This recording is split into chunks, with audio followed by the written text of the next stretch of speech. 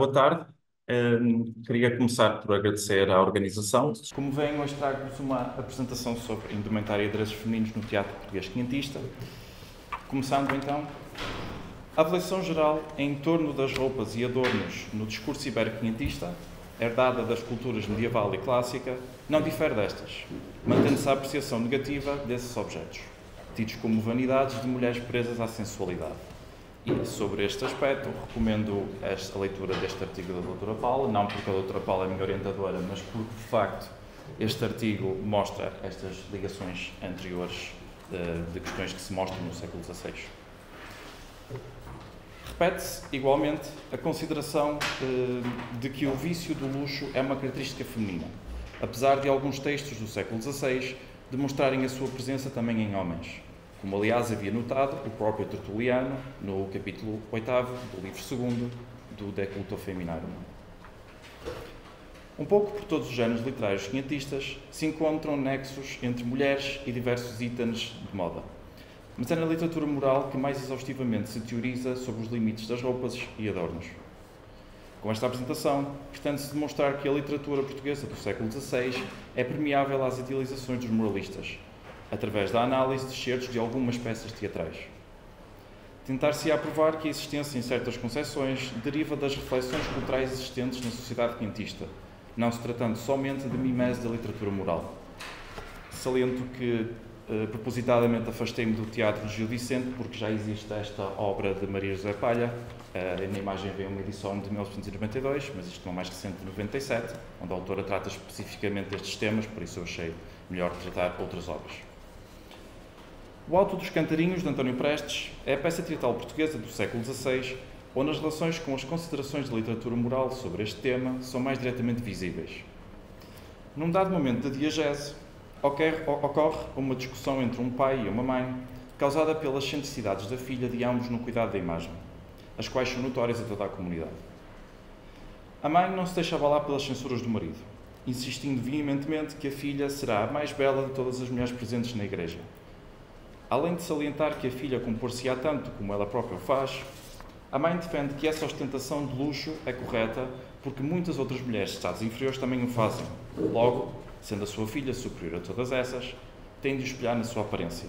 Salientar apenas que em alguns slides verão estas figuras que são tiradas deste livro de Fernando Oliveira, que se chama O Vestuário Português ao Tempo da Expansão, séculos XV e XVI, que é um livro muito bom. Este daqui da faculdade está um bocadinho maltratado, mas tem figuras para verem mesmo como é que era o vestuário masculino e feminino da época. A última observação da mãe ecoa acontecimentos históricos, e por última observação estou a falar daquela onde, mais à direita na imagem, entre os versos 641 e 647.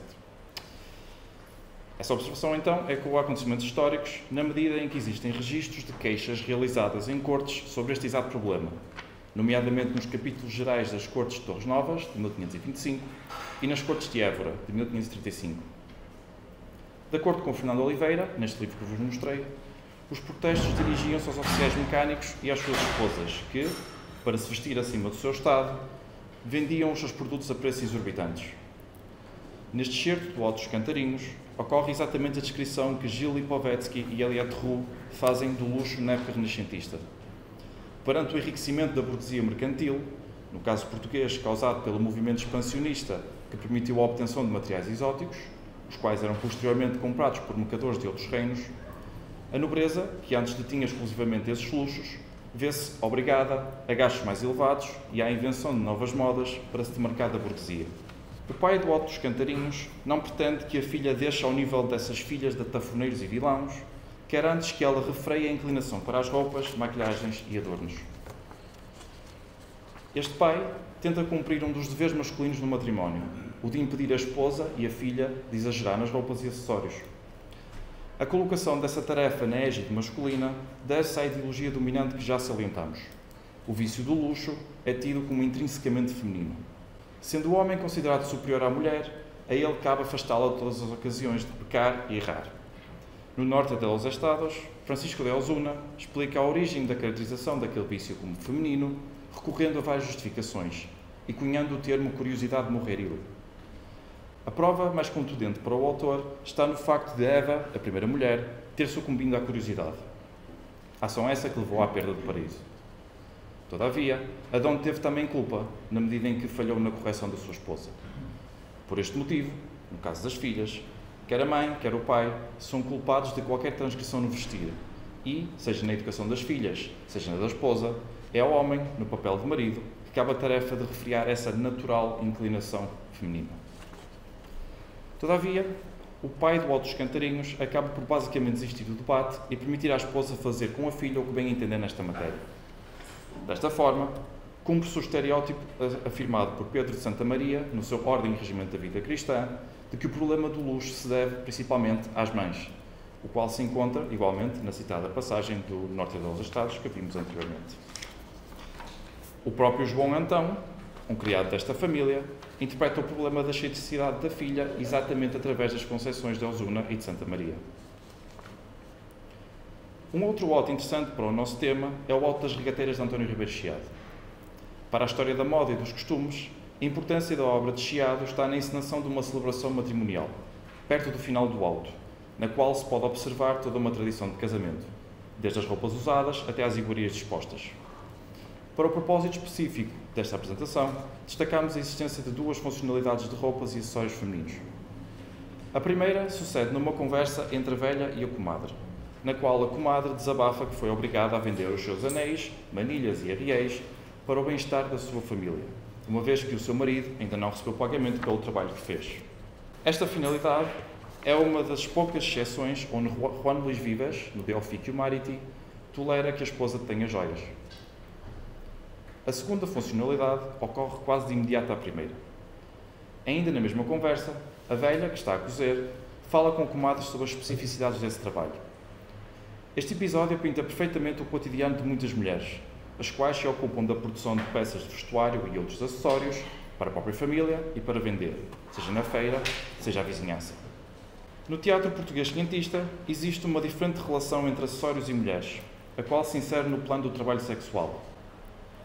No ato 3, cena 1 da Comédia do Cioso de António Ferreira, duas trabalhadoras sexuais, Faustina, a cortesã, e Clareta, a alcoviteira, conversam sobre perfumes. Clareta é da opinião de que esses acessórios são prejudiciais para as jovens mulheres e, quanto aos homens, a sua utilização resulta numa feminização.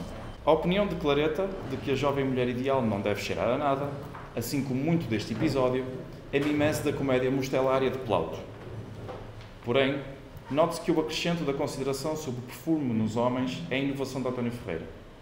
A novidade da comédia de Ferreira explica-se, em parte, por uma questão histórica. Por volta do ano de 1535, Dom João III fez publicar uma lei que visava restringir uma lista de roupas, acabamentos, acessórios e materiais a homens e mulheres de certos estados, a ordenação da defesa dos veludos e sedas. Entre os impedimentos, consta a proibição de luvas com perfumes e óleos aos homens.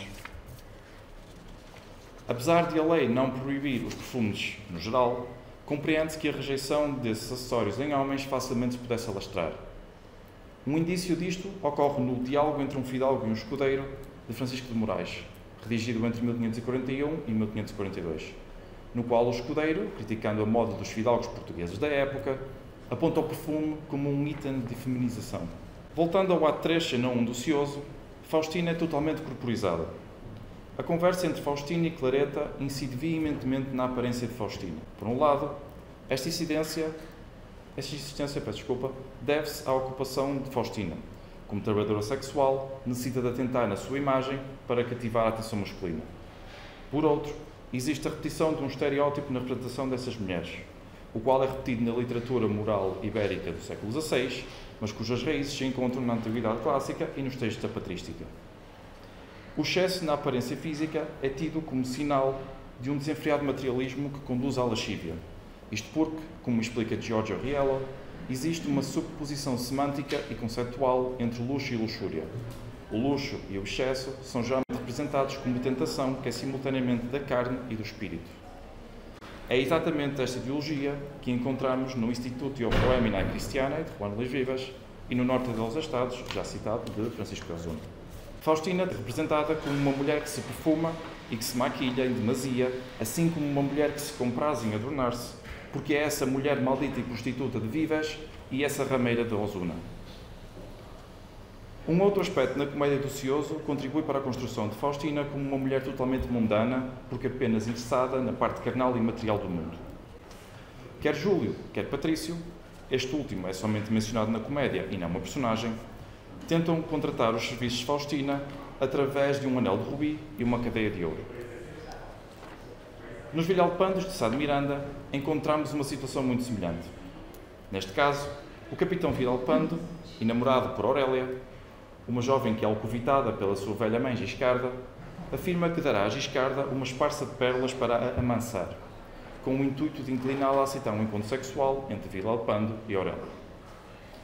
Tal como Faustina, Aurélia também recebe um anel com a mesma finalidade, o qual lhe é oferecido por Cesarião. Aurélia dará esse mesmo anel a Milvo, um alcoviteiro que tenta contratar por ser apaixonado por um rufião espanhol, negro, crespo e narigão, na descrição de Milvo. Este homem destaca-se dos demais que cortejam Aurélia por levar uma vida de constantes conflitos. Aurélia apaixonou-se por ele assim que o viu envolto em sangue após um detenimento físico. Com efeito, a noção de utilizar joias como pagamento a trabalhadores sexuais não parece ter distinção de género. E agora sim, mas este anel tem na diegese uma outra função. Perto do encerramento da comédia, Antonioto conta a Cesarião que o anel oferecido a Aurélia está agora no dedo de Milvo. O possível confronto esfuma-se e, em vez disso, sucede uma anagnórisis diferente das que ocorrem no teatro grego e romano. A anagnórisis, nos estrangeiros, não é o reconhecimento de uma outra pessoa, mas sim de si próprio, de Cesarião por Cesarião, o qual o desperta das loucuras que havia feito por desejo e o faz concluir aquilo que todos viam, que a Aurélia mentia para obter mais riquezas. No alto do Duque de Florença, de autoria desconhecida, um anel origina também uma anagnórisis, desta vez na sua definição clássica, onde o reconhecimento é realizado entre duas pessoas. Este auto conta uma história de amores impossíveis, onde Gracibela está apaixonada pelo Duque de Florença, homem que teve um desatendimento bélico com o Marquês, pai de Gracibela, o qual aparenta impossibilitar essa união. Gracibela e o Duque tentam combinar um casamento a furto, mas o plano é descoberto pelo Marquês durante uma conversa entre Gracibela e Belícia, a sua criada. Por este motivo, o Marquês envia Gracibela para um convento em Portugal. Porém, surge uma oportunidade para o reconhecimento entre os amantes quando o Marquês deixa a filha ao cuidado do Abegão. Neste momento, o Duque de Florença aparece em trajes de peregrino, um topos habitual da literatura quinhentista, que aparece muito nos livros de pastores, sobre os quais a Lucília iria nos falar em seguida, e apenas é reconhecido por Gracibela devido ao anel que traz no dedo, o qual havia sido dado por Gracibela ao Duque de Florença. Um acessório como o anel é envolto em diferentes funcionalidades e significações devido à existência de uma tensão entre a sua imanência e a sua transcendência. Esta última, evidentemente, insuflada pela cultura.